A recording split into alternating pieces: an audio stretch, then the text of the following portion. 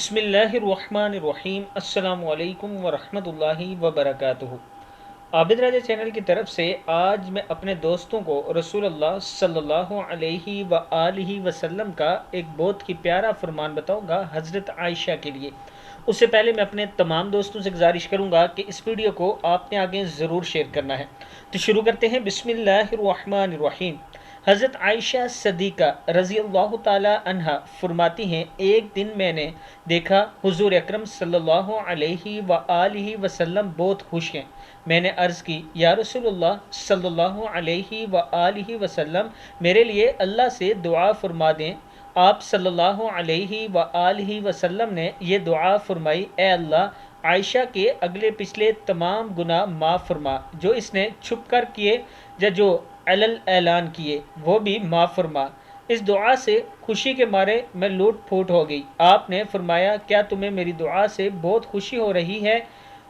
کیوں نہ خوشی ہو۔ اتنی دعا کے بعد آپ صلی اللہ علیہ وآلہ وسلم نے فرمایا، اللہ کی قسم، یہ دعا میں اپنی امت کے لیے ہر نماز میں مانگتا ہوں۔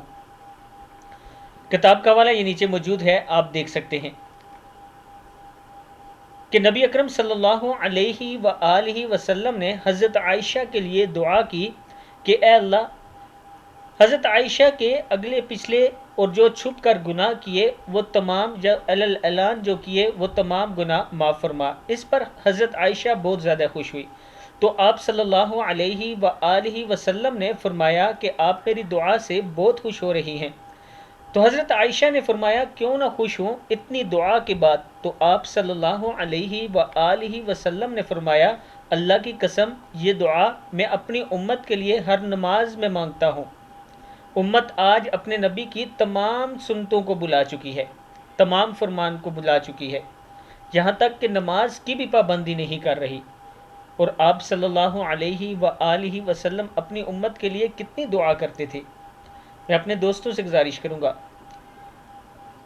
کہ ڈیلی میں احادیث شیئر کرتا ہوں، اگر ایک حدیث پر جس پر آپ کی نظر پڑ جائے، کم از کم اس پر یہ ارادہ کر لیا کریں کہ آج کے بعد اس پر میں نے عمل کرنا ہے، اور جب بھی وہ کام آپ کے سامنے آئے آپ نے وہ ویسے ہی کرنا ہے جیسے رسول اللہ صلی اللہ علیہ وآلہ وسلم نے فرمایا، تو آپ کی دنیا اور آخرت دونوں ٹھیک ہو سکتی ہیں، اور نبی اکرم صلی اللہ علیہ وآلہ وسلم بھی ہماری شفاعت فرما سکتے ہیں۔